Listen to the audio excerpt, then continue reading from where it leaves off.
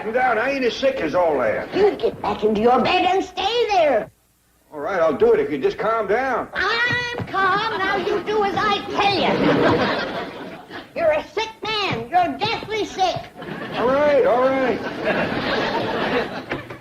Hurry, Ellie, come quick. Uncle Jed's sick. I'm coming.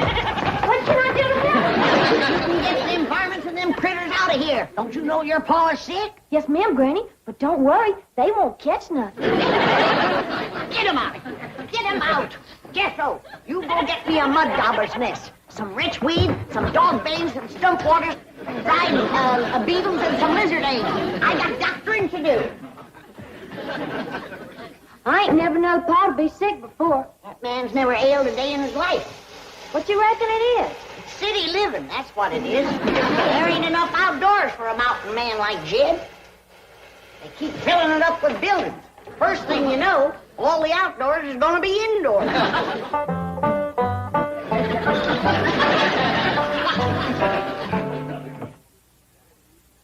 Louie, got him, Duke. Nice big fat honker flying south. Louie, got us another one. We gonna have goose and dumplings tonight. Pa? Just a minute, Ellie.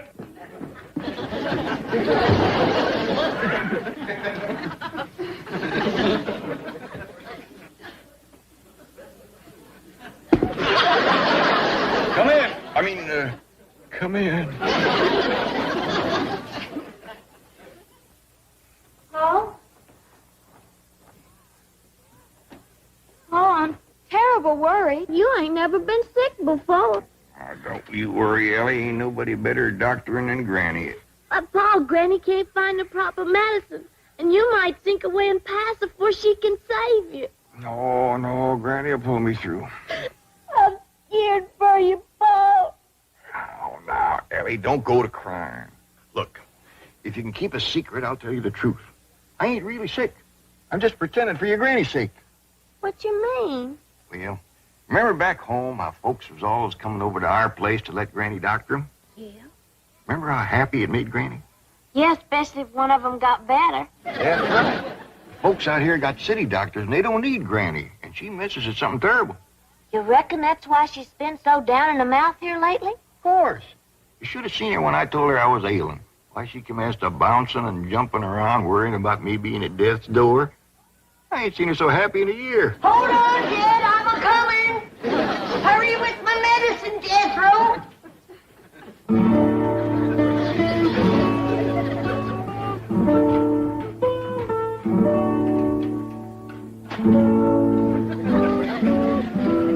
Jed, I don't want to worry you, but you're an awful sick man. Granny? Shh. Save your strength. You're wrinkling awful fast. Granny, your specs is all steamed up. That's due. Well, get him off the bed. Jed, I don't want to worry you, but you're an awful sick man. I know, Granny, but anybody can save me, it's you. That's the truth. Ain't nobody can doctor like you. It ain't no credit to me. I was born with the gift. Here's your medicine, Granny. Hey, Uncle Jed, you don't look sick to me. Hey, come on, let you and me go hunting. Come on. Hey, look, see, Granny, he's dressed to go hunting now. I'm ashamed of you. Now, Granny, Don't you know that every mountain man wants to go to his reward with his boots on and his gun at his side? Now, cover him up. Not all the way. He ain't gone yet. I ain't gonna let you go, Jed. Thank you, Granny. Let's get busy. Jethro, get my medical tray and set it on the bed. Yes, Granny. Ellie Mae, shut the door and the windows. We gotta trap them city germs that's in here and commence to fighting them. Yes, I'm Granny. Jethro, drop this in my boiling water and get my vapors to fusillate them. This is a make-do remedy, Jed. Because Jethro couldn't get me any stump water, dog bane, or lizard eggs. What is it you're fixing to give me, Granny? Brand new, Jed. It's in the trying out stages.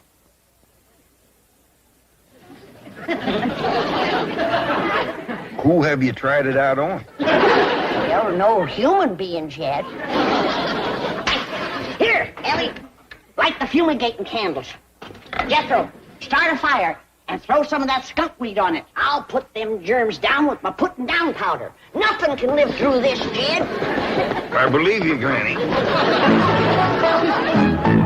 Granny! You get back to bed, you poor, sick, miserable, frail old man. Granny, I can't breathe. That's why I'm doctoring you, you darn fool.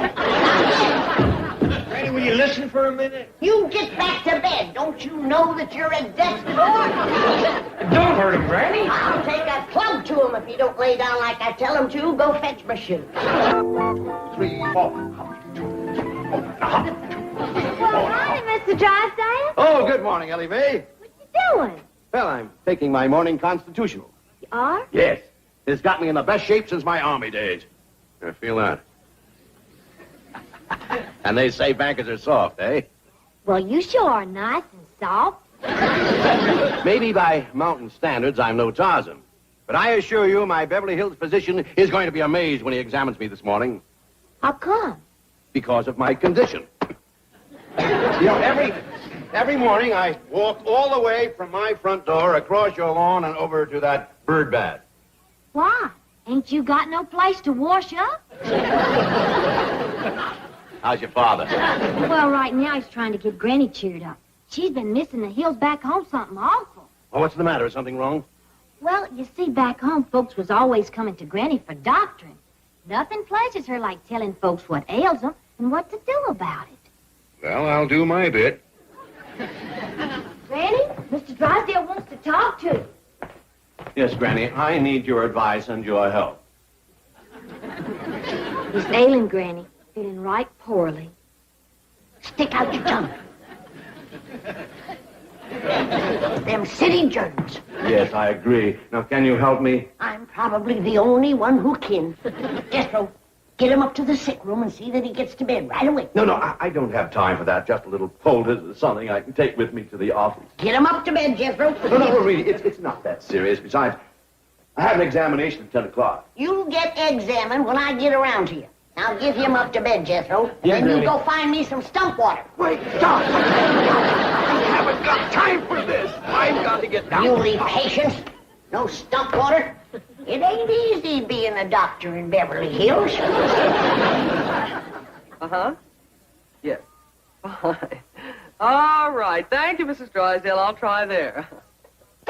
She thinks he may have stopped at the Clampetts next door. You're going to be amazed when you examine the chief. I am. He's in splendid physical condition. Been walking every morning. To the bank. Now, his neighbor's bird bath. But it's a nice little jaunt. Well, I'm glad to hear it. Most bankers are soft as marshmallows. Till you try to borrow money from them. Oh, hello, Granny. Jane Hathaway here. Is Mr. Drysdale there? May I... What? Sick in bed? At your house? Well, I'll send his doctor right over. What's that? I said he's already got the best doctor in Beverly Hills. Now, excuse me, I'm too busy to talk. She says he already has the best doctor in Beverly Hills. I'd better get over there right away. Best doctor in Beverly Hills? How can there be two of us? What did Jethro do with my clothes? I only give them to Granny to have them fumigated. Well, clothes or no clothes, I am leaving.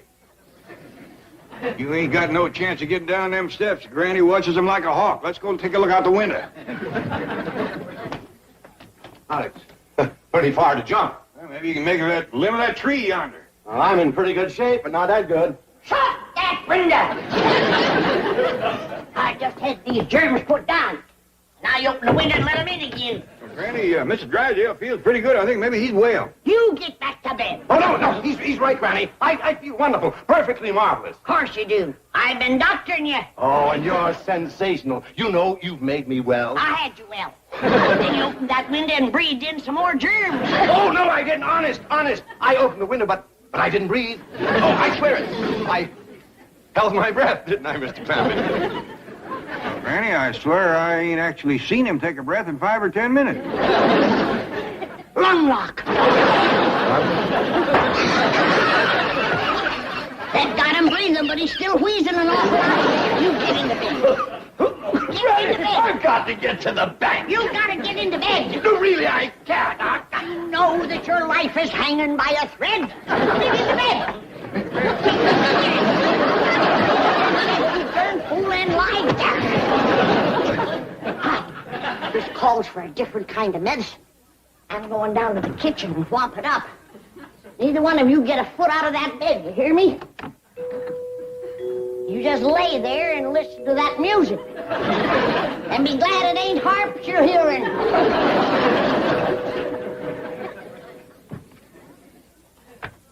Oh, howdy there. I knowed somebody was coming the minute I heard that music. Is this the Clampett residence?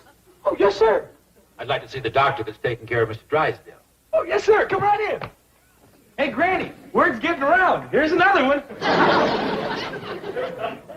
Howdy. How do you do? Well, I see you got your things with you. You figuring on staying for a while? As long as necessary. Praise be. Here's one that understands that great doctrine takes a little time. Thank you. You? Now, what do you reckon the problem is? Well, I won't know until I've had a consultation and my own examination is completed. We're going to get along just fine. Thank you. Thank you. Now, I'll be taken to the sick room. Oh, did you hear that, Jethro? Ain't he a joy? He sure is, Granny. You make doctrine a real pleasure. Thank you. Thank you. Now take him up to the sick room, Jethro. I got work to do in the kitchen. I'll be up to see you directly. Oh, now you won't have to climb these stairs again. I'll come out to the kitchen and see you there. Lord love you. You're so nice. You about got me to bawling. But don't you worry. If great doctrine can do it, we'll come through as good as new. Thank you. Thank you. What a lovely little woman. She sure is. Hey, this way to the sick room. Hey, what you got in that there little bag? Everything I'll need, I'm sure. Well, that's good, because we're running low on nightshirts.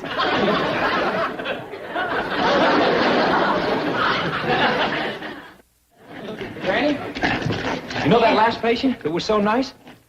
Yeah? Well, he weren't so nice when I asked him to take off his clothes. Why? What happened? Well, he commenced to bucking like a steer. Kept yelling for the doctor. But I knowed you was busy, so I just put him to bed and locked the door. Jethro, let's hurry, Ellie. I gotta pull them three back from the brink of the grave. Lizard eggs. Ain't got none, Granny.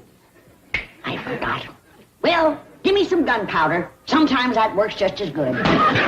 Ellie, careful. 3 ailing is enough.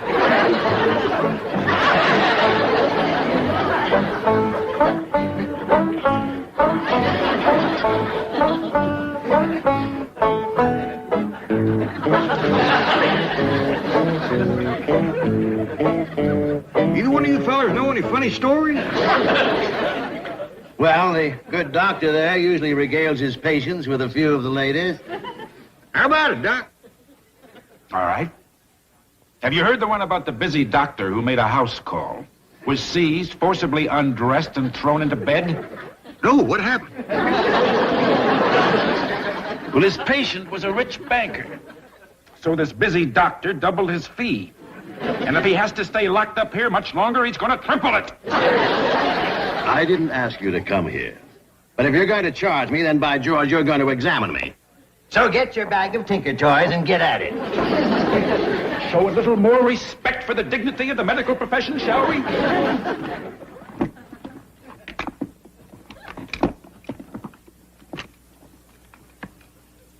Hey, what's this, a rubber hammer? Yes. Well, I see where it'd be nice and quiet, but I don't see how you'd drive any nails with it. I don't use it for nails. Oh, good. What's that thing? This is a stethoscope. With it, I can listen to the patient's heart and lungs, like this. Ooh, that's cold. What'd you say? I say that's cold.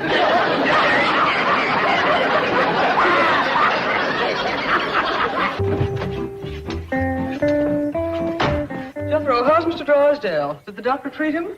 Oh, yeah? But there's terrible trouble, Miss Jane. That last batch of medicine blew up and pretty near ruined the whole kitchen. Medicine blew up? Well, yeah. My granny said it was mixing the corn squeezins and the gunpowder that did it. Jethro, would you please explain what you are talking about? I haven't got time now, Miss Jane. There's 3 sick men lying upstairs in bed, and I got to get these things sharpened so's Granny can go to cutting on them. Well, yeah. Without we got no medicine, this is the only thing that'll save them. Try to be calm. Now, is Mr. Drysdale one of the men that Granny's going to cut on? Yeah, Mr. Drysdale, Uncle Jed, and the fellow that came last by the name of Clydeburn. The doctor. You'll have to wait your turn. I gotta get upstairs and commit whacking on those 3 men that I got up there. Bring my tools, sir. No, Granny, I will not let you do it. Now, I've had enough fighting with muley patients, more than I can take today. Now, Ellie Mae, you get her out of the way and keep her out. Sorry, Miss Jane. You come with me. I don't think Jed will put up a scrap, but them other 2 might have to be held down. Granny, please come back. I beg of you. I'll get to you later. I've only got 2 hands. Ellie Mae, we have got to prevent Granny from operating. She ain't gonna operate, Miss Jane. She's just gonna whack off some of their hair and fingernails. Hair and fingernails. She'll dig 3 little holes in the ground, bury it, say some magic words, and that throws a spell on their sickness. Yeah.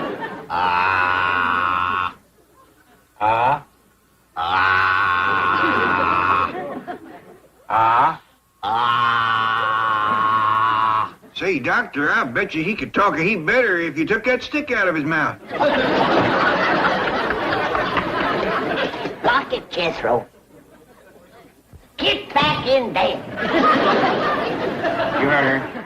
Get back in bed. Get this junk off of the bed. I got doctoring to do. Now, look here. You heard her. Get that junk off of there. Those are the finest medical instruments that money can buy. Thank you. Razor sharp, too. All right, Mr. Drysdale, I'll commence on you. No, just a minute. What do you have in mind with that knife and those scissors? Well, I gotta cure you somehow. And without medicine, there's only one way left. Oh, no. Not me. Turn him, Jethro. Madam, I can get you any medicine you require simply by telephoning a pharmacy. You can? And they will deliver to your front door. Oh, that's just dandy. I'd much rather use medicine. It's a lot easier than cutting and snipping. Exactly what I keep telling my surgeon friends. Now, you'll just lead me to a telephone? Right this way.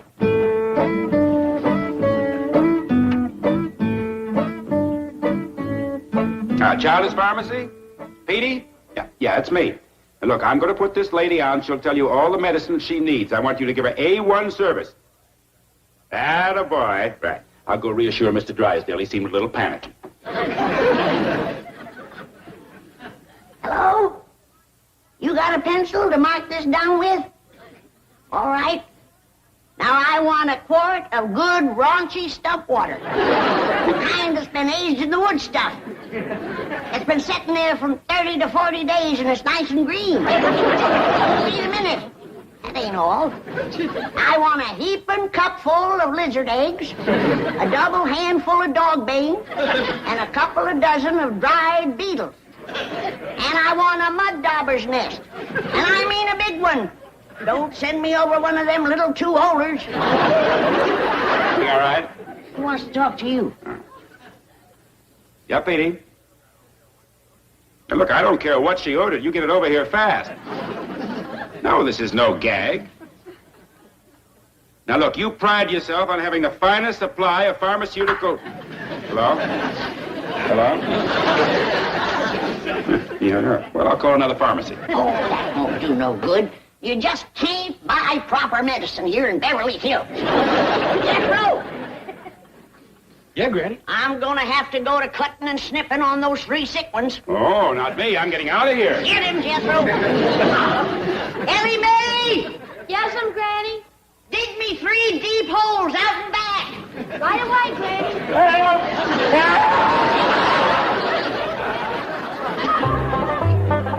How do you feel, kid? Better than brand new.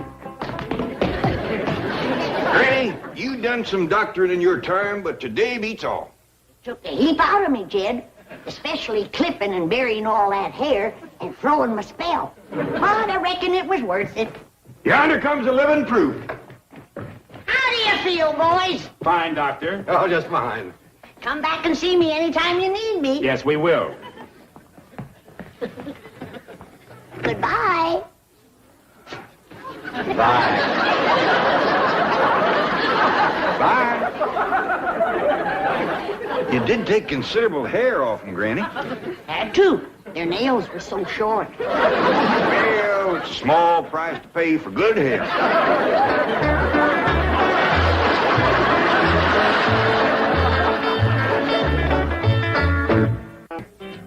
I realize that back home you are considered a doctor. But this is Beverly Hills. And you are not allowed to practice medicine here in Beverly Hills. Especially the way you practice it. Cutting off a person's hair and burying it in the ground overnight to cast a spell on his sickness. Now, Granny, this is it. No more doctoring. How's that? Very good, Chief. Very good indeed. That should stop, Granny. Fine. Now get up there and tell her. A square dance? At this hour of the morning?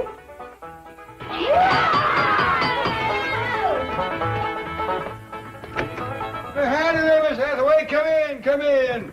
Howdy, Miss Hathaway. Look who's come out here to help us celebrate the holidays. Holiday? What holiday? What holiday? It's Possum Day. Remember now? Of course she does. Anybody who disremembers ought to be stood up against the wall and shot. Granny, it just slipped her mind for a minute. It'd come back to her when she got downtown seeing the parade. Sure it would. Boy, I can't wait to see that parade. What time did they hold the Possum Day parade out here? Hey, I got a swell idea. We can watch it from Mr. Drysdale's office at the bank. Yeah, it looks right down on the main street. You get a good look at the possum juggler. Possum juggler? Yeah, that's the fellow. We got a good one back home. He can juggle 3 live possums in the air at the same time, whilst the 4th sits on his head and waves a little flag. How about it, Miss Jane? Can we watch the Possum Day parade from Mr. Drysdale's window? Oh, well, I'm afraid not. Of course not. What's the matter with me? They wouldn't have them banks open on Possum Day. Well, we could just leave early and get good places, couldn't we, Miss Jane? And until then, we're going to have us a hoedown. Come on, Miss Jane. I'm afraid I haven't time now. You see, I really came to deliver a message for Granny. Who from? Mr. Drysdale. I reckon he wants to thank you for curing him of his sickness. Well, it did take a heap out of me, Jed, throwing them spells. What's the message? Well, Mr. Drysdale says to tell you... Yes? Well... He says, Happy Possum Day!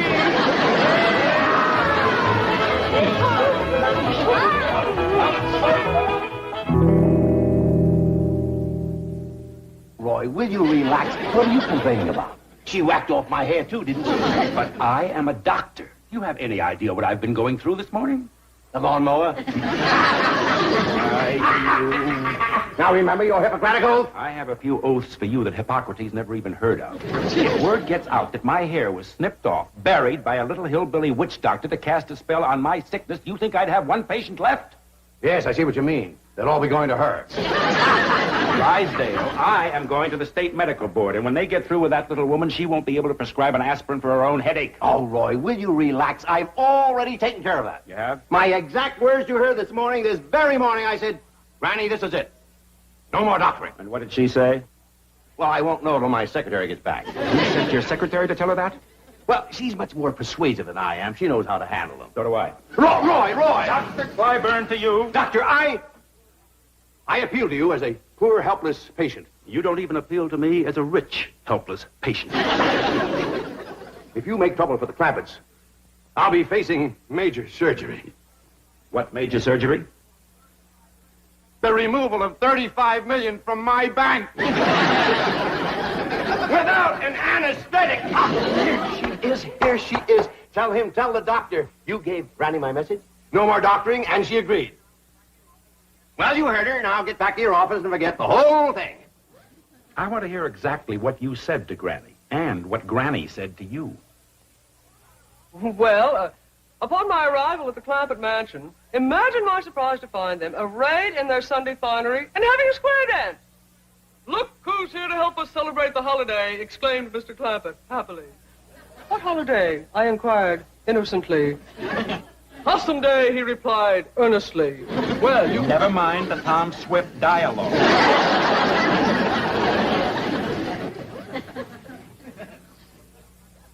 Did you tell Granny to stop practicing medicine? Well, not in those words, no. No, she said it in much stronger language. Tell me. And without the adverbs, please. I am a busy man. I still have a medical practice, as long as I keep my hat on. Now, what happened? Chief, are you going to allow him to treat me this way? No, I'll do it. Now what happened? Oh, they kept asking if they could watch the Possum Day parade from your window here. That does it. Doc, listen. You listen. That little woman is a menace to the health of this community. She is going to celebrate Possum Day in the clink. Possum Day? Dr. Piper. Doc. Roy, boy, you are constricting my brachial artery with your hemostatic grasp. What? Get your cotton-picking meat hooks off my arm. Look, I'll go see the Clampetts. I'll talk to Granny. I'll give her the message myself. I'll give her an ultimatum. I'll give you 1 hour. Oh, thank you. Thank you. You are constricting my dorsal metacarpals.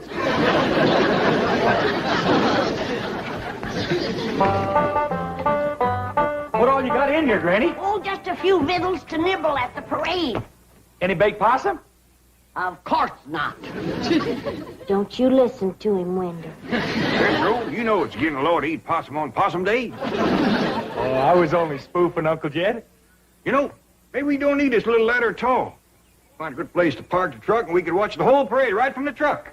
I got a dandy place to park. Whereabouts, Jethro? Right smack dab in front of Mr. Drysdale's bank. Sure that's all right?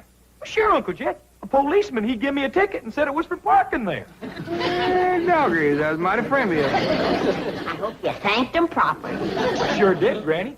Why, he said he was just giving me a $5 ticket this time, but next time he's going to give me a $10 ticket. Always remember that, Jethro. Folks appreciate politeness, especially in a young'un. Well, I reckon that's everything. Come on, let's get going. Oh, I'm so excited. This is the first time we ever watched a Possum Day parade in Beverly Hills. Yeah, I reckon they do it up proper out here. Oh, hey, Uncle Jed, shouldn't we bring along old Duke? I don't reckon that'd be such a good idea. What do you think, Granny? I don't think so. The way he's been eyeing old Wendell here.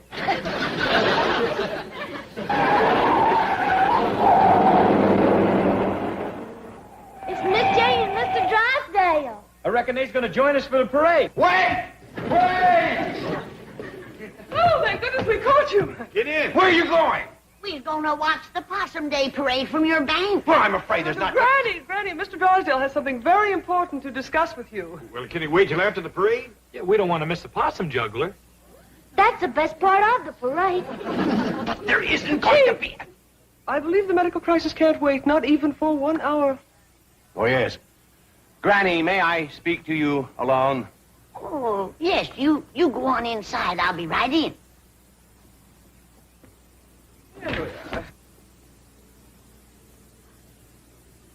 It's Doctor, and he wants to talk to me about Enid. That's right, Granny. No wonder he didn't want to talk out here. We ain't gonna be late for the parade, are we? No, Ellie. But the morning's going fast. In all the history of Beverly Hills, there has never been a Possum Day parade in the morning. What's the trouble? Granny, I don't know exactly how to say this. I hope you won't be upset. Now, when you've been a doctor as long as I have, there's nothing you haven't heard. Say, Pet does look a little raggedy, doesn't it? You better come on out and let me whip you up a poultice for your head. No, please. No more medicine, especially not today. Mr. Drysdale, a doctor's duty never stops, even on Possum Day. Granny, that's what I'm here to talk to you about. You see, cutting off a person's hair and burying it in the ground to cast a spell is not the approved method of practicing medicine here in Beverly Hills. I don't like it myself, but not having the proper medicine, I had to make do with old-timey ways. But I got enough for a poultice for you. No, Granny, I'm sorry. You'd like to have your hair back, wouldn't you? Well, not after it's been in the ground overnight, no. I mean to grow back. Oh, it will. It'll probably take a month or so. Not if I make you one of my hair-growing poultices. Granny, that's what I'm trying to tell you. You cannot do that anymore. Not out here. I can't, huh? Jed! Come in here! Oh, please, don't go back home. Don't leave Beverly Hills. We'll work out something. Yeah, Granny. Remember I whacked off Jed's hair clear across the back there? Yes? Show him what my hair-growing poultice did for you, Jed.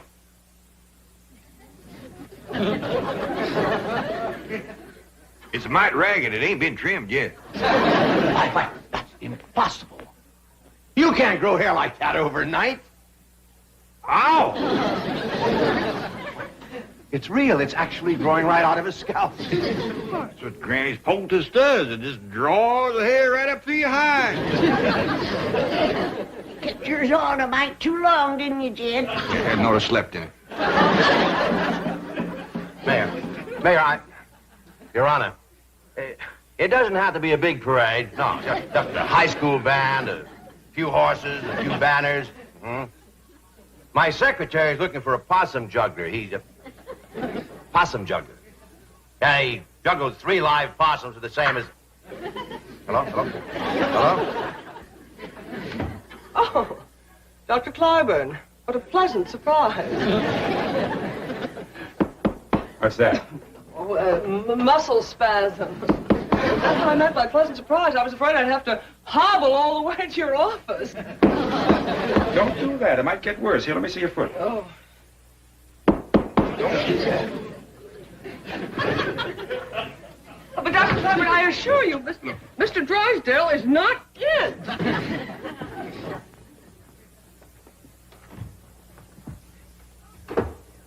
See? Told you. Not here. I wish I could stay out of my office. Have you any idea how it destroys the confidence of a patient to be examined by a doctor who keeps his hat on? The patient gets the feeling things aren't going well. The doctor's ready to skip out of town. Well, Dr. Clyburn, everyone knows you're the finest doctor in Beverly Hills. Now, don't try flattery on me. Now, what about Granny? Oh, that wasn't I flattery. didn't say it was. I just said don't try it. Now, what about Granny? Did Milburn speak to her? Absolutely. I drove him there myself. Did he lay down the law, tell her no more doctoring, or did he chicken out as usual? Oh, Mr. Drysdale is not one to chicken out. He has an excellent war record. Yes, I've heard it.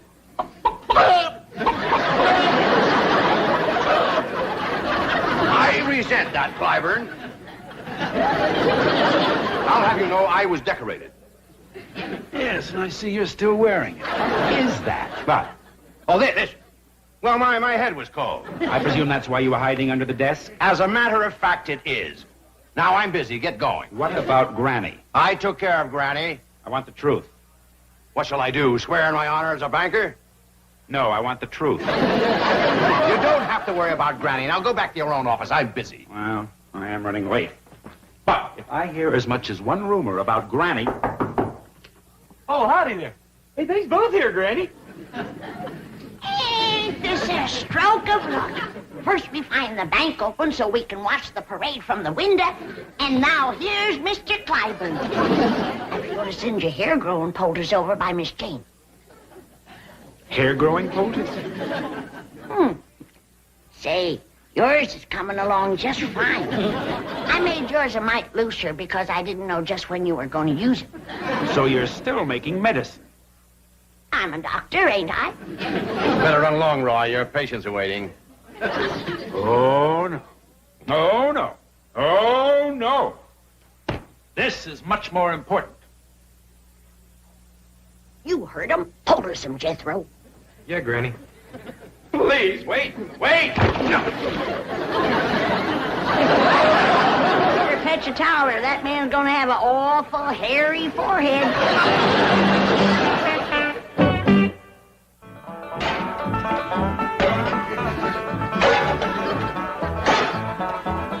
Granny, how many of my critters can I take back home with me? None that you didn't bring with you. I don't want nothing around that's gonna remind me of this miserable place.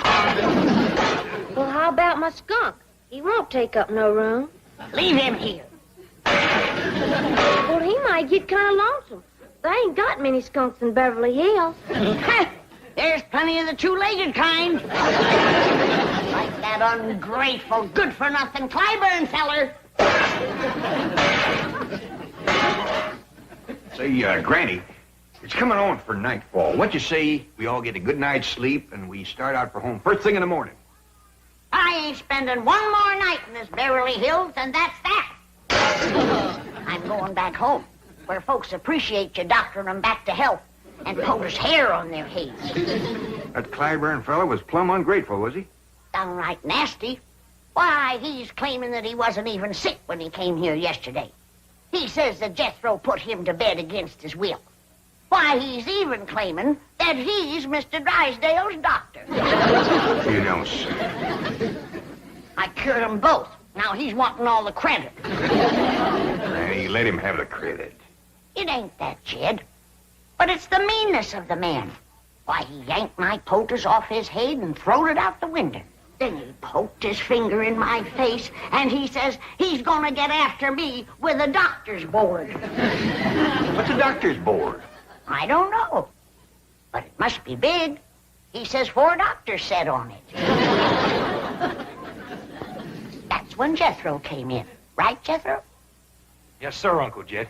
I said, you take a board to my granny, and I'll bust it over your head. I don't care how many doctors is sitting on it. Well, I reckon he was considerable provoked to see that. I was pretty provoked myself, waiting outside. Why, what happened to you? Well, as you know, this policeman gives Jethro here a ticket for parking in front of the bank. A $5 ticket. Well, when the policeman come by and tried to give me another ticket, I said, no, thank you, we already got one. If it's all the same to you, I'll take the money.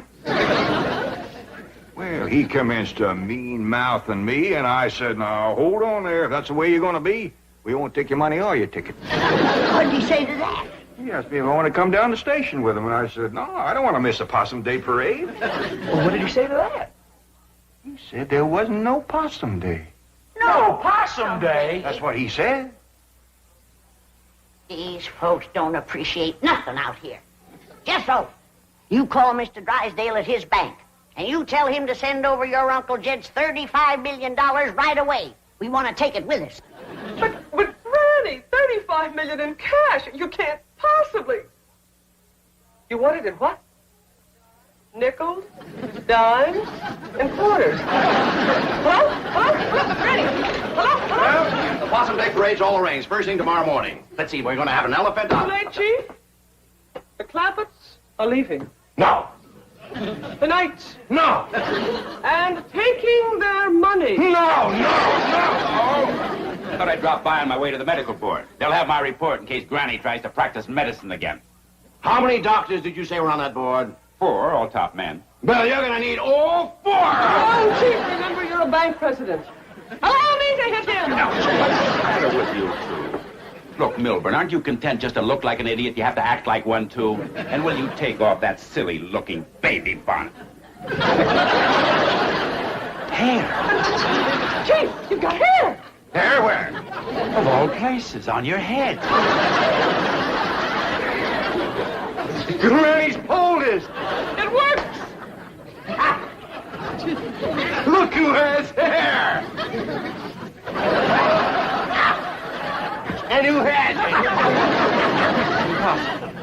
It is a medical impossibility to so stimulate the cranial integument as to produce in a few short hours more than a microscopic filamentous outgrowth of modified epidermic tissue known as hair. She did it. That little hillbilly witch doctor did it. Come on, Chief. Grab your coat and get your hat. There's still time to stop them. I won't do it in that stack. Please, Granny, I need my hair. You can't refuse me. You're my doctor. Hey, Granny, guess what? They do have Possum Day out here. They just celebrate one day later than we do. Yeah, and they're going to have a parade tomorrow morning. And Mr. Drysdale and Miss Jane say we can all be in it. And them too. We might even let him in it. I play bass drum in the Harvard band. I was once a drum majorette. It would be a bit of a shame to have him march in the Possum Day parade looking like that. Yes, it would. It would. All right. I'll make you a POTUS and you can sleep in it tonight.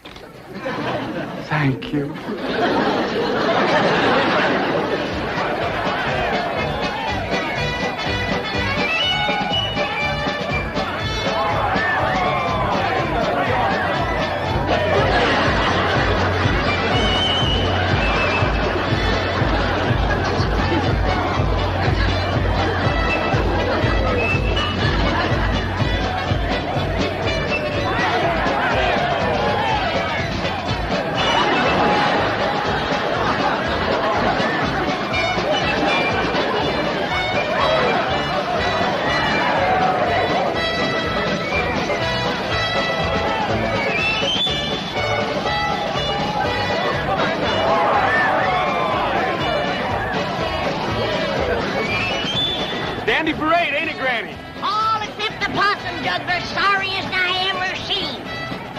She's doing the best she can.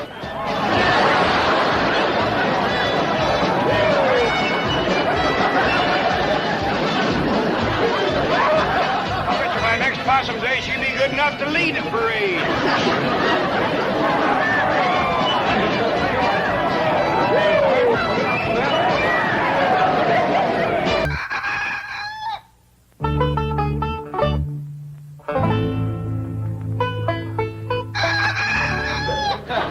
Keep going. Hey, it ain't even daybreak yet. Earl, did you have to crow this early? You did fine, Earl.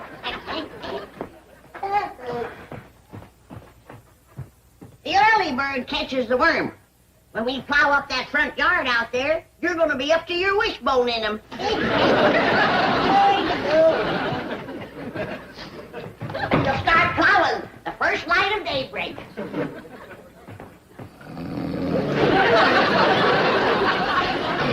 Shame on you. City living has made you soft and lazy. Now get to your feet before the whole morning is wasted. It's already past 4 o'clock. 4 o'clock's powerful early. No, not when you have the whole front yard to plow, and corn to plant, and taters, and turnips, rutabagas, and onions, and oats, and barley, and watermelon. All right, Granny, all right. Now you get in the kitchen and get some breakfast on the table, and we'll be in directly. See that you do. Let's eat us a good big breakfast, Jethro, because you and me's going to be pulling that plow. Paul? No, Ellie, now I know you're strong and you're willing, but this here is Beverly Hills, and just wouldn't look right for a young, pretty girl to be pulling the plow. No, Ellie. Uncle Jay, what Ellie's trying to tell you is that we went out last night and got a mule to pull that plow. You did?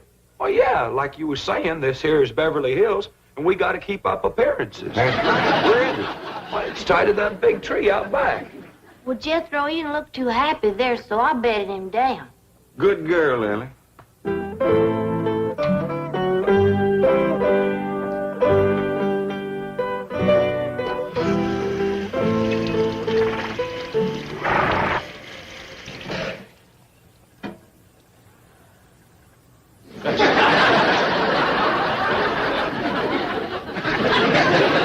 I didn't see no mule laying on the floor. Couldn't have seen a mule laying on the floor. There ain't no mule to see.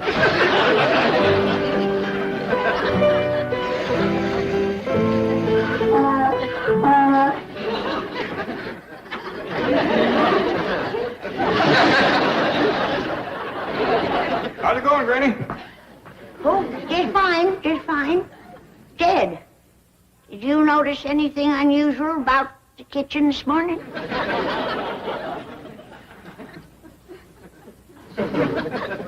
Nope. Unless you mean that mule sleeping on the floor over there. Oh, praise be, Jed. I thought I was having visions. Who brought him in here? You know as well as I do who's always bringing outdoor critters indoors. Well, see if you can get him back outdoors again. I don't cotton to mules laying around my kitchen. Tain't neat. I take care of him. Now then, young feller, if you'll just come along with me quietly. Don't rile him, Jed. I got kicked by a mule once. I want to tell you, it smarts. Granny, can I help you? You can help your paw get that mule out of here. You sure can. You won't move for me. Well, y'all just stay here and I'll talk to Nelson. Nelson? Come on, Nelson. If she could just talk to folks the way she talks to critters, we'd have us a politician in the family. Get that mule bed out of here and wash up for breakfast, all of you.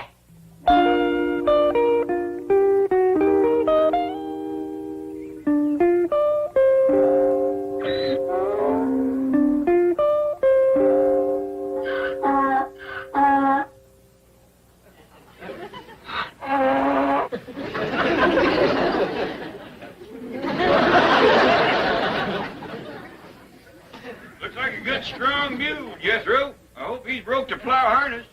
He's taking to it real good, Uncle Jed. I bet you we can plow up that whole front yard before noon.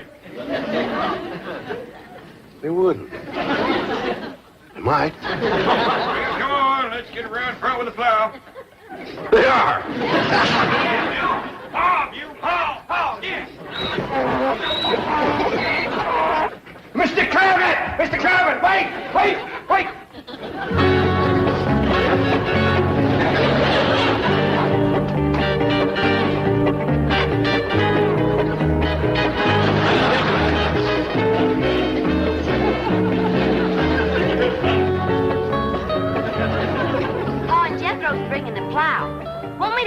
rest of these in the ground for you? Yes, Ellie. This being the dark of the moon, we'll plant the things that grow underground first, like our taters and our turnips and our onions and our beets and our radishes. Then comes the light of the moon, and we'll plant our corn and our beans and our tomatoes.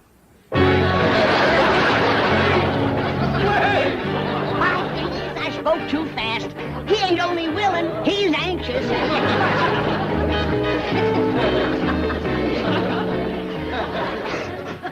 Oh, howdy, Mr. Drysdale. Is them your work clothes? So, Ellie, and just because you're such a nice neighbor, I'm going to let you plow the first furrow. But unless you've got tough feet, you better put on some shoes. Granny. Ellie. Please. He is anxious. I'll go see what's holding up the men folks with the plow. It ain't no use, Uncle Jed. This here mule's done made up his mind. He gonna sit for a spell. Yeah, knowing mules like I do, we might as well set for a spell, too.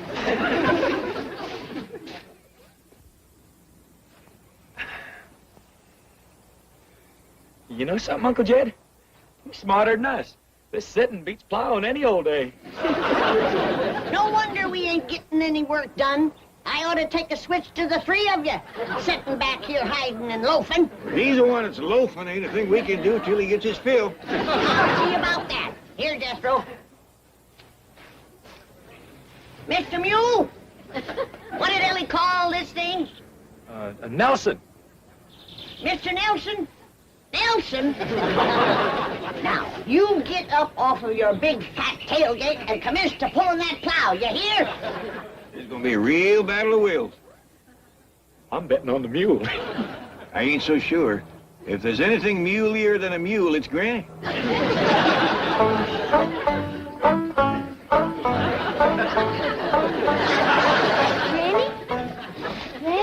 Ellie Mae, you busted the spell. Another minute and I'd have had that fella buffaloed.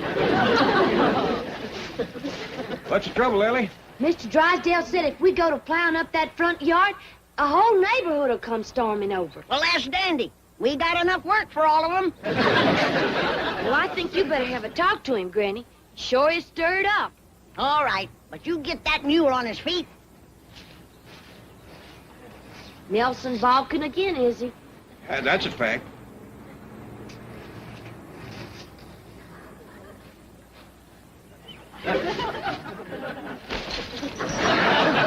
Hey, Ellie, what'd you say to that there mule? You wouldn't understand, Jethro. It's mule talk. I bet your Granny'd understand it.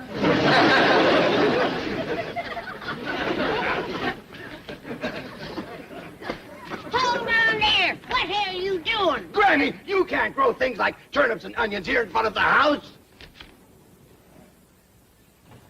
That's turnip and onion soil if I ever tasted it. You can't grow anything. There's a zoning ordinance here. Now you tell me. I already swallowed it. Bless you. Thank you. Granny, you don't Bless you again. You better get some shoes on your feet. Hi, Mr. Drysdale. Hey, Ellie got the mule up, Granny, and Uncle Jed will be here with the plow directly. Bless you. Oh, I've got to get home and get some clothes on or I'll catch pneumonia. Promise me you won't do anything until I get back. I've waited as long as I'm going to wait. Jethro, you take him in the house and put some shoes on him and some dry clothes. Okay, Granny. Come on, Mr. Drysdale. No, no! Hey, you better never say no to Granny unless you hide one standing.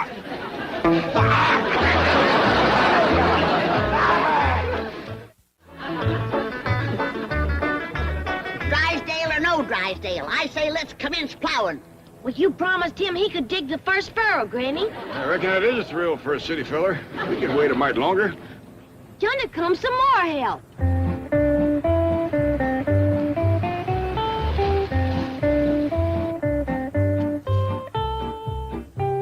What in the name of Secretary Freeman are you doing? Fixing to plow and plant. What does it look like we're doing? That's what it looks like you're doing. Oh, thank goodness I got here in time. You city folks are willing, but you sure don't know how to dress for plowing. Does Mr. Drysdale know about this? Oh, yeah, we was waiting for him to plow the first furrow. And we ain't gonna wait much longer. Granny, yonder he come. Don't start it! Don't start! Don't start it! Don't start!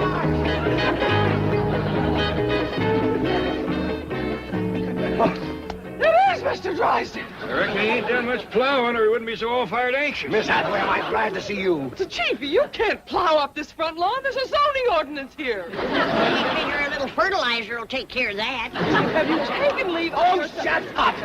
I have no intention of plowing up this lawn, nor of allowing the Clampetts to do it. What did you say? Now, Granny, Mr. Clampett, let's all go into the kitchen, sit down, have a nice cup of coffee, and talk things over, eh? That's a city farmer for you. He ain't turned one spoonful of dirt, and already he's tired. Mr. Clampett, as your friend and neighbor, I beg you, I implore you, let me explain the whole thing. Well, while you two are jawing, I'll be plowing. Ellie Mae, pull up them markers. I'm going to start to work.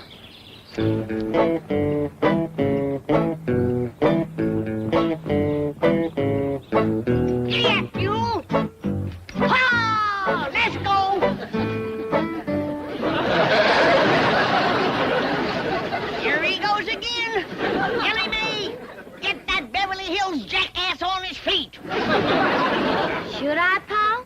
Well, Mr. Drysdale seems right in earnest. Reckon a little confab first won't hurt nothing. Granny, may I give you a lift to the door? Yeah, take them. These the lazy ones. Well, now, as I was saying, that piece of ground out front is the best on the whole place for gardening. It's nice and level, it's got no stumps or brush to clear, it's handy to the house, and it's handy to the street. So as Granny can set up a little stand and sell some of the stuff she growed. Well, I reckon Mr. Drysdale got up a mite too early for a city fella. Ellie Mae, give him some more coffee. Mr. Clampett, your neighbors in this lovely and exclusive section would never accept such action. They would originate petitions. They would bring legal proceedings. They would take every means to protest vigorously and vociferously. You mean to get him riled? Exactly.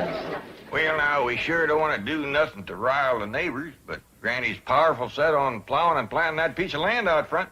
Mr. Clampett, I will explain to Granny that in addition to the aesthetic depreciation and the local hostility that would obtain, the net results in volume of produce weighted against value per acre would make the entire venture economically unfeasible. Well, if you're going to explain it to her that way, I might just as well start plowing. You gonna tell Ellie to get that mule up, or am I gonna have to start turning that ground by hand? Granny, just bank your fire for a minute. Ain't you done jawing yet? No, not quite. What time is it? Almost straight up for 9 a.m. Hear that, Jed? We've done wasted the whole day. Hey, pour your Granny a cup of coffee. You want to do your granny a favor? You get that four-legged friend of yours to pull in the plow, like he was paid his bucket of oats to do. Granny, I dassn't without Pa tells me it's all right to do. Are you gonna tell her? Not right this minute. Now, sit down. Setting is for hens, not for farmers. Now, I'm going out there and look that mule in the eye till he does my will. And I want to warn you, Jed Clampett, you're going to own a mule with a powerful headache and a broke spirit. I hope your field trip idea works. That little woman out there is harder to convince than a bank examiner. Don't worry, Chief. I shall carry the message to Garcia, or in this case, to Granny. Well, I'll change clothes and get down to the bank. Lots of luck. Now then, shall we put Granny in the front seat with me? Well, I kind of favor the back seat twixt Jethro and me. I figure maybe we got the best chance of holding her in the car. Yeah, because Granny ain't going to take this sitting still. That's a fact. Well, I got her hat and her reticule. Granny won't go no place without she totes her reticule. How far is it to the place we's going, Miss Jane? Oh, it's about an hour's drive from here. That's going to take considerable holding. Sure is, because right out there is two of the stubbornest critters that ever faced off.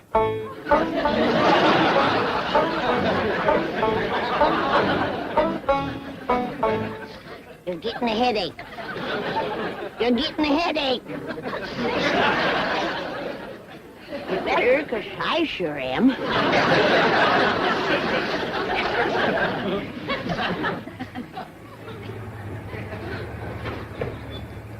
Come on, Granny, we's all going for a ride. Well, if that don't take the roof off in the barn. Loafing isn't bad enough. Now it's joy riding. on plowing day. It ain't exactly joyriding, Granny. We got something to show you. Indeed we have, Granny. This will be a ride you'll never forget. That's for sure, because there ain't going to be no ride to remember. The pleasure is considerable if you come, Granny. Miss Jean's going to show us all about gardening and crop raising. That'll be the day when a city woman can show me. Pedro, I reckon in order to save time and palaver, you'd best fetch Granny along. Granny, you know I got to do whatever Uncle Jed says.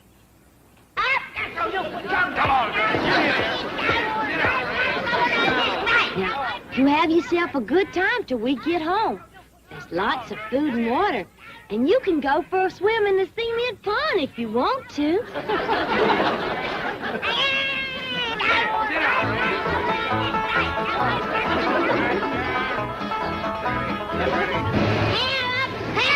I'm being kidnapped! I'm all kidnapped!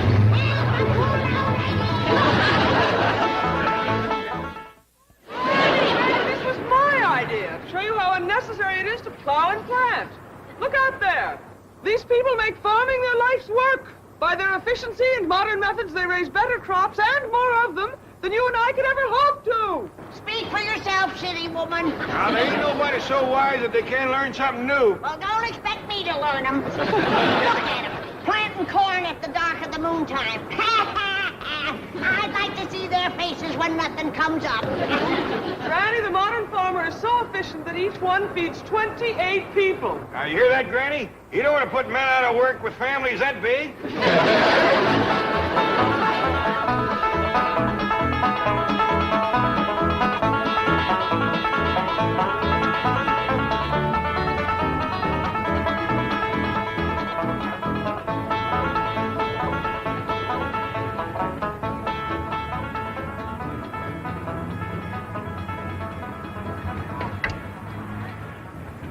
How come we stopping here, Miss Jane? We's only a half a mile from home. We got plowing to do.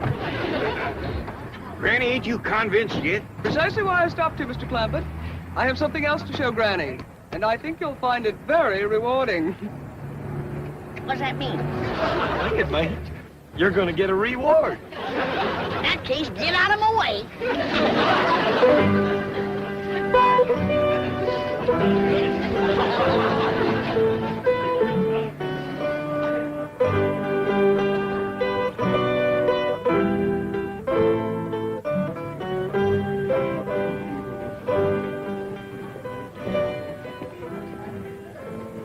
Now, Granny, while the others are exploring the rest of the market, I want to show you how unnecessary it is to plant a garden. Look, could you grow a watermelon like that? That's a watermelon. Yes. Back home, that'd be a cucumber. Serious. But I must admit, that's the biggest cocklebur I ever did see. Granny. I'd sure hate to comb a mess of them out of a mule's tail. Granny, this is a pineapple all the way from Hawaii. In fact, there are fruits and vegetables here from all over the world. Come on. Ah. You know what this is? It looks like a hairy hickory nut.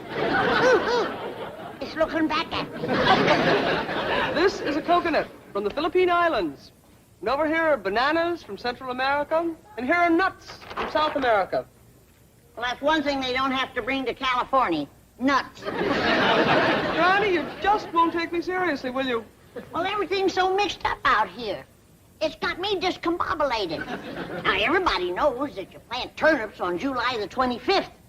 And out here, you can't tell the difference twixt July and October. Well, why bother to plant them all when the best in the world are here at your fingertips? Look at these turnips. Well, now you got me beat. I once growed a double turnip, but I never pulled 4 out of one hole.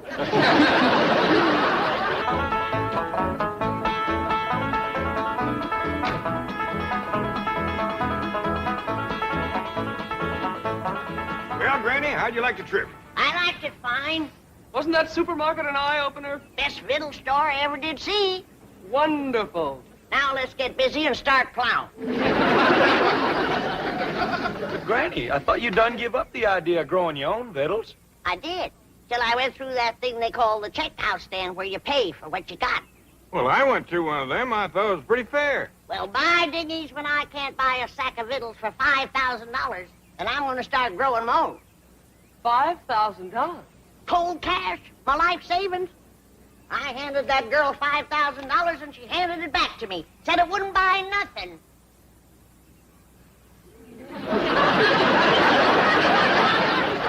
Well, no wonder, Granny. It's Confederate. So am I.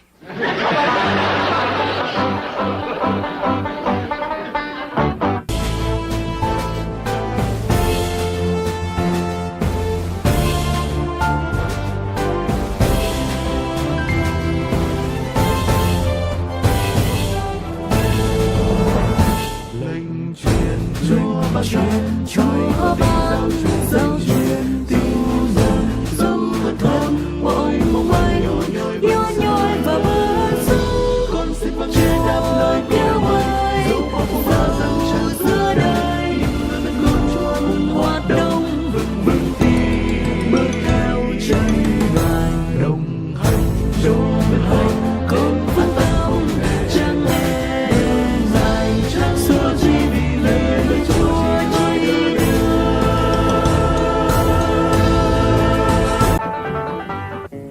Duke.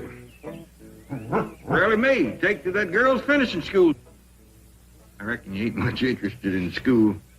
You'd rather be chasing a raccoon up a tree, wouldn't you? I'm afraid Ellie would, too. Oh, hello, Granny. Did you get her into a dress? I did. Got her hair up in braids, too. I kind of favor Ellie Mae's hair hanging down nice and loose and pretty. Oh, but Sid, she's commencing to school. And a schoolgirl should wear her hair in braids. How come? That's so the boy that sits behind her can stick her pigtails in the inkwell. That's how they get acquainted. Might work all right back in the hills, but here in the city, things is a mite different. Boys is boys and girls is girls, city or country. I bet you Ellie Mae has a boy toting her books home tonight. I'm afraid not, Granny. You see, in the school where Ellie's going, there ain't no boys there. What kind of a fool school is that? I want Miss Drysdale to hear it was her idea. I might have known it. That woman is a troublemaker. She never did cotton to us living here, and she's up to something now. I'm gonna learn her to mind her own business. Now, hold on there, hold on, back up. Miss Drysdale done Ellie Mae a favor to get her into that school. That's what you call a girls' finishing school. Without any boys, I don't know how they even get started. Well, here I am, Paul. Ellie Mae, you are prettier than sunup. And you want to waste her on a school full of girls. Come on in and see yourself in the looking glass. Paul, do I have to wear a dress? Ellie Mae, that's the dress that your Aunt Pearl made for you. Hey, this is all handwork, Ellie. Pearl spent 4 weeks on this. And 50 cents in cash. Ellie Mae, you just be thankful. Why, there won't be a girl in that exclusive finishing school with a dress like this. I like the lunch I fixed for you. I even throwed in a soup prize for the teacher. A nice, big, fat, baked old possum. Swimming in gopher gravy. I tell you, Ellie Mae, you're gonna cut a wide path through that school. Paul, why can't I wear my regular clothes to school? Because this is Beverly Hills and girls is just... Jed Clampett speaking. Oh, howdy there, Miss Drysdale. Well, yeah, she's just about ready to go now, but she's wanting to wear her old pants and shirt, and I told her that... Yeah. Well, that sure is going to pleasure Ellie. Well, thank you, Miss Drysdale. Bye. Miss Drysdale said it'd be just fine for you to wear your old pants and shirt to that exclusive finishing school.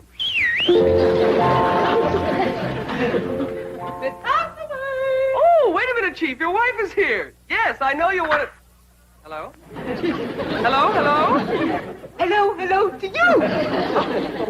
Any news from Milburn? Oh, yes, he'll be in Friday. Oh, good. I rather imagine the Clampetts will have moved away by then. Moved away. What have you done, Mrs. Drysdale? Only what you and Milburn have been urging me to do. Be helpful. I recommended a school to Mr. Clampett for his daughter, Ellie Mae. Oh, well, that was very nice. What school? One befitting the daughter of a Beverly Hills multimillionaire. Our most exclusive private finishing school. Not the Willows. Where else? You and Milburn keep reminding me that under her blue jeans and faded shirt, Ellie Mae is as good as anyone. She is. But those girls at the Willows are insufferable snobs. They'll cut her to ribbons. Well, don't blame me if she finds herself beyond her social and intellectual depth.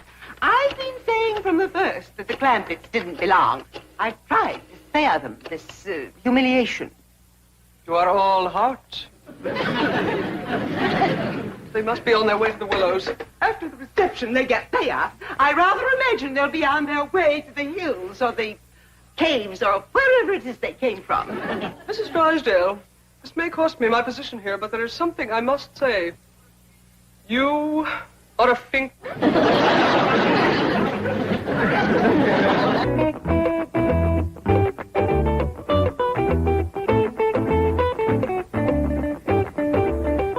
Cynthia, I still do not approve of your attending school in such casual attire. None of the other girls are wearing slacks and sweatshirt. Oh, Mama, relax. The other girls look to me to set the pace. Tomorrow, everyone will be wearing mink sweatshirts. And then, of course, I shall switch to chinchilla. Do you want Mother to go in and help you enroll, dear? Oh, no, darling. I'm taking the same subjects as last year. Golf, fencing, tennis, riding, history, and water skiing. Do try to stick with it this time, Cynthia. You're becoming a finishing school dropout. Toodaloo.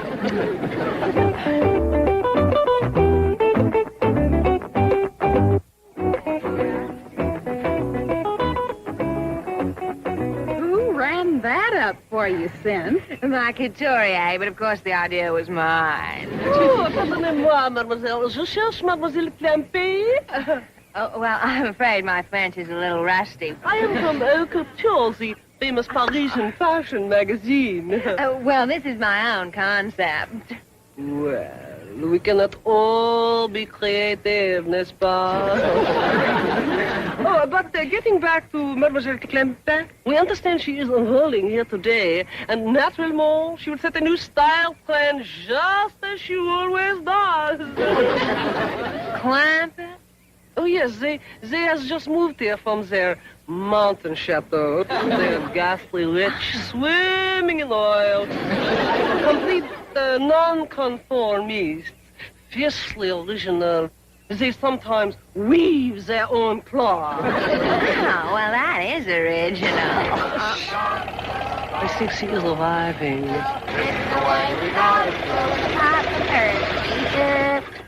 In that old trunk? That must be part of the overall motif. She spares no expense to create total effect. Well, there you are, Ellie. Want us to go in with you, see you get a good desk? I'll be all right, Pop. I see Miss Jane up yonder by the porch. I bet you Miss Drysdale sent her over to see Ellie feels at home. She's just wearing blue jeans and a shirt and a rope for a bell. A basic, how understated, how zen. She looks like a hillbilly. Voila! You have given this new vogue a name. It will sweep Paris like wildfire. Run and get my sketch pad. Here's your possum, Ellie. And remember, when you give it to the teacher, don't slop no hot gopher gravy on her. I won't, Granny. Bye-bye, Ellie. Bye, Ellie. Bye, Ellie. Bye. Learn your cipher, Ellie, and be a good girl. Bye. Cynthia, she's carrying a bucket. Yes. It's the ultimate simplicity in purses. Next week, Jackie Kennedy will have one. Here she comes now. I do hope she will remember me. It would be such a thrill. Well, hi there, Miss Jane. Sure is good to see you here. She remembers me. Mademoiselle Clampett. C'est si ravissant. C'est un si grand honneur. Gosh, almighty, I can't figure a word you're saying. That's what I call total effect. She has even mastered the accent. S'il vous plaît? Vous êtes formidable. Howdy there, Miss Jane. Ellie Mae, you didn't spend no time at all at school. Well, I know, Pa. I met just one girl, and Miss Jane said we'd ought to leave. Well, I thought it best. Ellie Mae, you didn't give the teacher her possum. Well, Miss Jane wouldn't let me. What? Oh, well, you see, Granny, there are a dozen teachers, and I was afraid they'd fight over it. Well, she's right. One possum wouldn't hardly feed no more than 2 people. That's right. I'll get busy, and tomorrow I'll bake you 6 possums. Miss Jane said I hadn't ought to go back tomorrow. Why not? Well, You mean Ellie Mae ain't good enough for them other girls? Oh, it's not that. Let's have the truth now. Well, if you want the truth, they are not good enough for her. Ellie Mae, don't you listen to that kind of talk. Miss Jane, we don't hold with some folks thinking they's better than others. Mr. Clampett, not everyone feels that way. Anyone can get a spiteful spell now and then. Yeah, now you take Miss Drysdale. For a time there, she was treating us like we was polecats at a picnic. Yesterday, she turned real nice, and she told me about that school for Ellie to go to. You see, this is going to take time, and I must get back to the office now. Don't let Ellie Mae have anything more to do with those girls at the Willows. I declare, I never thought Miss Jane would put on airs. Me neither. Ellie Mae, I hope them girls over to the school didn't get the feeling that you held yourself above them. I hope not, too, Pa. Why don't you invite the whole kit and caboodle of them over here for a possum supper? Granny, I just met one girl, Cynthia Fenwick. Well, invite Cynthia and her whole family. I did, Pa.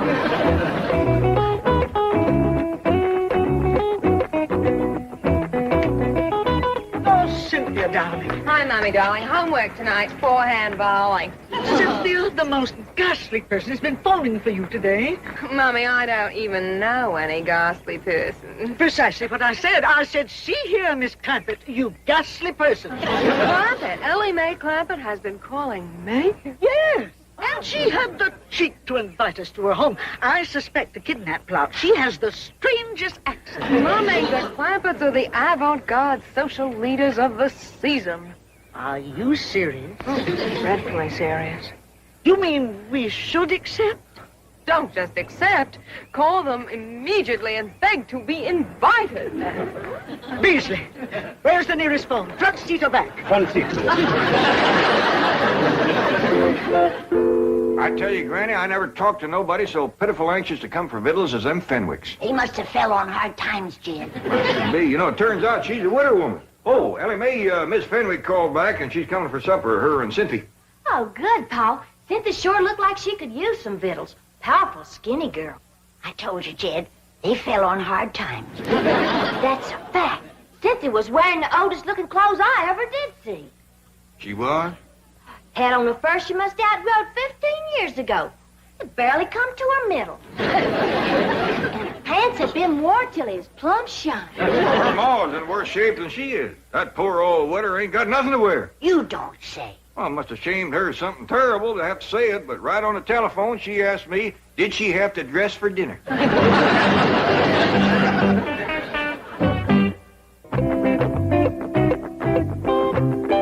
Cynthia, I have always tried to indulge your every whim. I've been a very generous and I've been a very understanding mother. But I refuse to go to dinner in blue jeans. Oh, Mommy. Either we go dressed in the height of fashion, or I shall hold my breath until I turn purple. I think how that will go with this orange peignoir. But dear, they're not showing blue jeans, not in Vogue, not in Harper's, and every couturier we've called has hung up on us. Now, how can they be fashionable?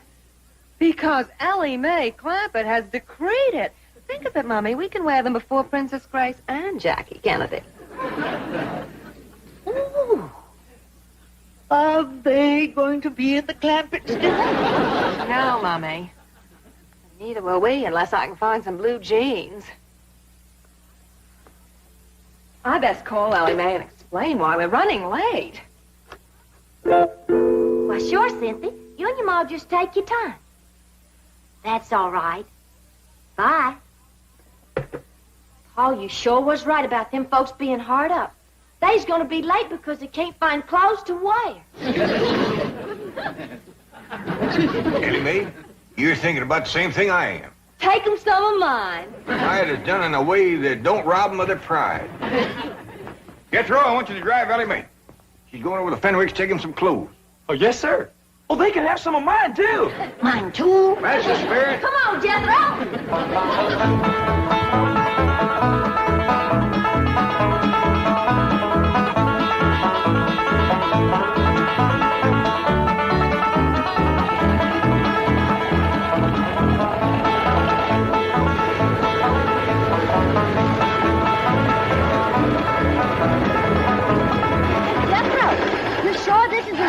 It's awful little. Yeah, this is it, all right, Ellie. It says right on it, Fenwick House. I reckon no one's home. That's good. We can leave these clothes without shaming them none. Yeah, I'll set them right inside the door.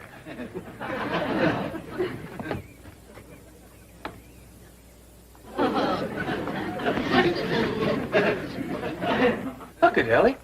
Just one teensy little room. Ain't not a stick of furniture in it. Hey, and look. He's trying to grow a little garden right here in this box. No wonder poor Cynthia's so thin. There ain't enough in there to feed a baby rabbit. It would have broke your heart to see where they live. Their whole house ain't no bigger than a chicken coop. They don't even have a place to roost. Not one stick of furniture. No victuals except some little old greens that's trying to grow in a box. Pitiful. Just pitiful. You know, I always wondered why the Lord give us so much, but I reckon this is the reason. He wanted us to share with poor, needy folks like the widow Fenwick and her young'un. Now, Ellie Mae brought them some clothes. Granny is going to give them some food. What they need now is furnishings for that poor little house of theirs. Now, quick, let's load up the truck before they get here. Granny and Ellie, you get some dishes and some eating tools. Jethro and me, you'll find some furniture. I want you young'uns to learn something now that I hope will abide with you for the rest of your days. The greatest joy of living is a joy that comes from giving.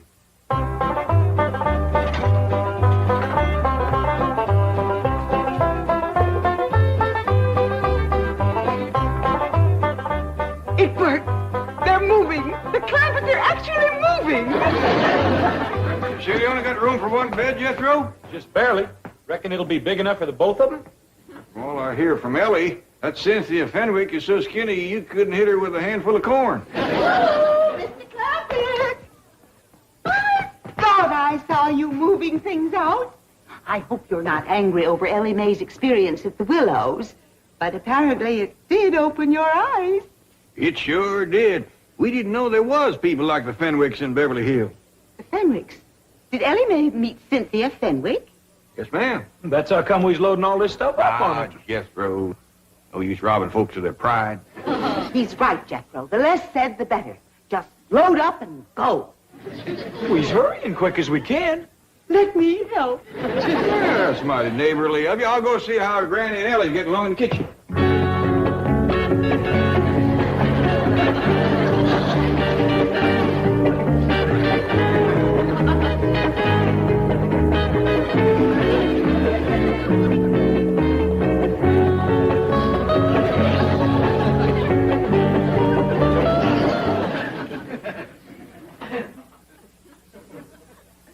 Come to the mirror, Mums. Let's see how you look. I can't look. I just can't. Don't be silly. Now, here's your bucket. Bucket. Well, it's part of the Clampett look. Now, of course, you must picture your hair in braids.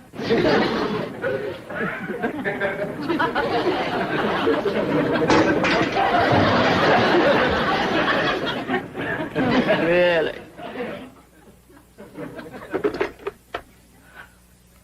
Jason, come quickly. Bring some cold champagne to pour over Mummy. It doesn't matter. Any vintage year will do.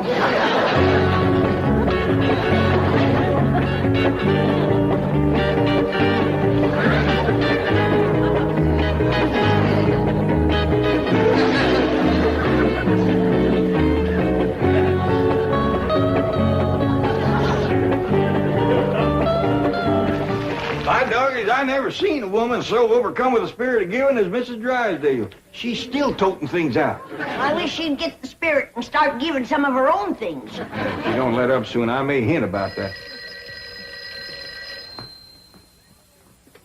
Jed Clampett speaking.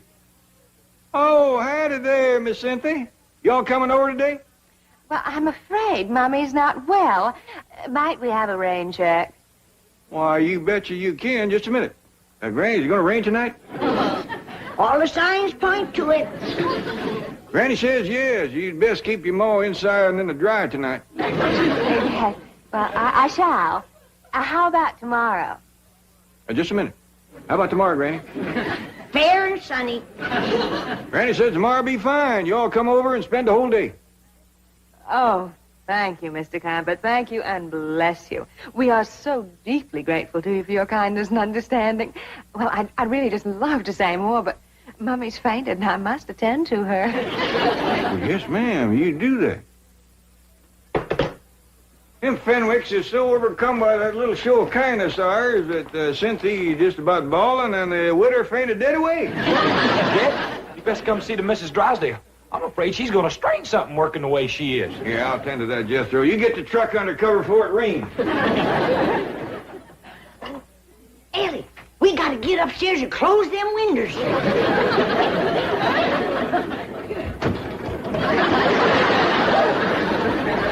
Whoa, Miss Drysdale, hold on there. Hold on. Tomorrow's another day. You will continue moving tomorrow, you promise? You spend the whole day just making the Fenwicks happy. And me. I'll come here early to help. Well, why don't you just rest up tomorrow? You must be all tuckered out. No. I shall be here early. Never did see such a change of heart come over a woman. Jed!